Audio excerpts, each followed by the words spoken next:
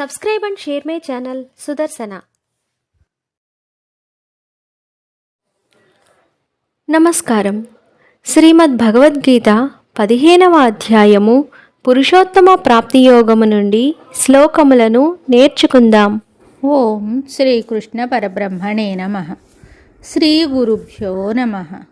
శ్రీమద్ భగవద్గీత 15వ అధ్యాయము పురుషోత్తమ ప్రాప్తి యోగము 20వ శ్లోకము.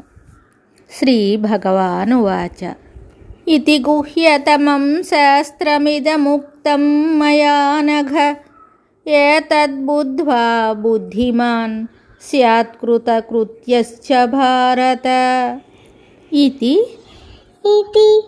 గుహ్యతమం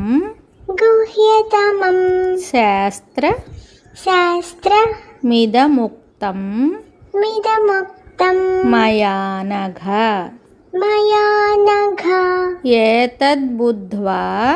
ఏతద్బుద్ధ్వా బుద్ధిమాన్ స్యాత్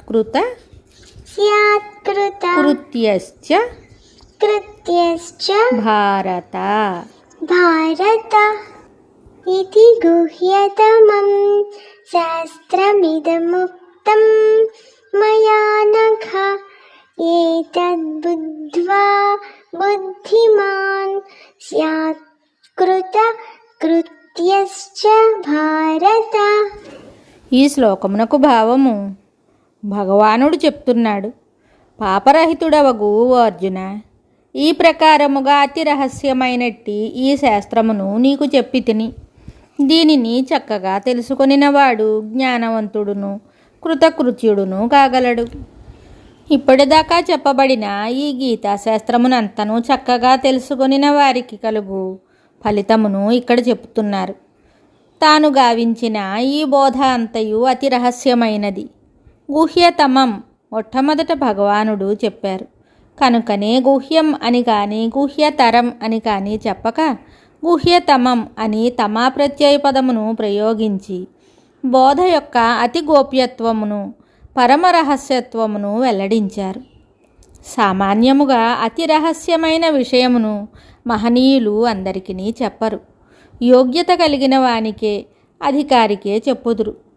మరి అర్జునుడు అట్టి యోగ్యతను పొందిన అతనికి చిత్తశుద్ధి కలదా అని జనులు ప్రశ్నించుదురేమో అని తలంచి కాబోలు భగవానుడు వెనువెంటనే అనగా పాపరహితుడా అని అర్జునుని సంబోధించి ఆ సంశయమును తీర్చివేశారు. అర్జునుడు పాపరహితుడు, నిర్మల చిత్తుడు, ఆధ్యాత్మిక విజ్ఞాన శ్రవణమునకు గ్రహణమునకు అధికారి. అర్జునుని వలె ఎవరైనను సరియే తమ చిత్తమందలి దోషములను పాపములను కడిగివేసుకొనినచో వారికి సర్వేశ్వరుడు ఏ మహనీయుడగు గురువు ద్వారానో లేక ఏదియో ఒక నిమిత్తము చేతనో బ్రహ్మతత్వమును ఉపదేశింపజేయును, లేక స్వయముగానే అట్టి ఆధ్యాత్మిక జ్ఞాన గ్రహణానుకూలమగు ధీశక్తిని వారికి కలుగజేయును. భగవంతుడు చెప్పు ఈ బోధన ఎరుగుట వలన కలుగు ఫలితం ఏమిటి? దానిని ఎరుగుట వలన మనుజుడు జ్ఞానవంతుడు కృతకృత్యుడు కాగలడు.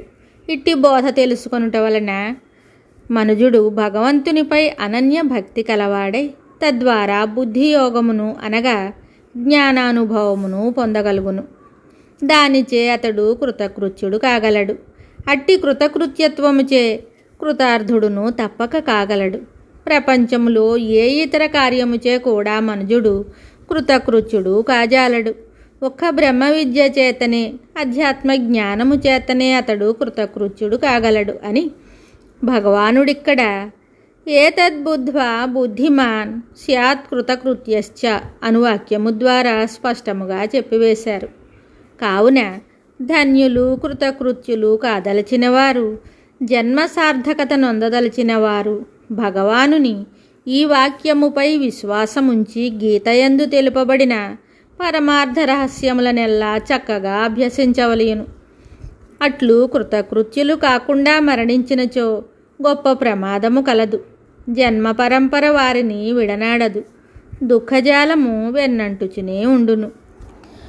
ఇది ఉపనిషత్ ప్రతిపాదకమును బ్రహ్మ విద్యయు యోగశాస్త్రమును శ్రీకృష్ణార్జున సంవాదమునగు శ్రీ భగవద్గీతలందు పురుషోత్తమ ప్రాప్తి యోగమను 15వ అధ్యాయము సంపూర్ణము. శుభం.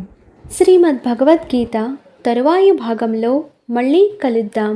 నమస్కారం. Subscribe and share my channel Sudarshana.